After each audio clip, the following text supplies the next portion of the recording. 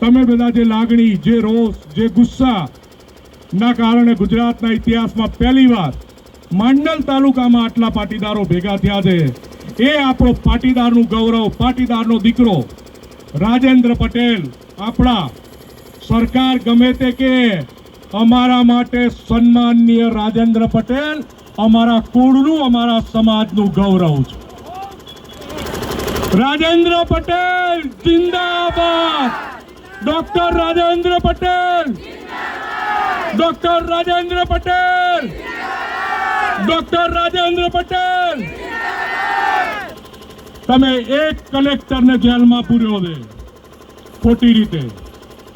આવનારા દિવસોમાં આ સમાજ પ્રતિજ્ઞા લે છે, ગામે ગામથી આપણે એક કલેક્ટરને જન્મ આપવો છે. બોલો, આપવો છે કે નહીં?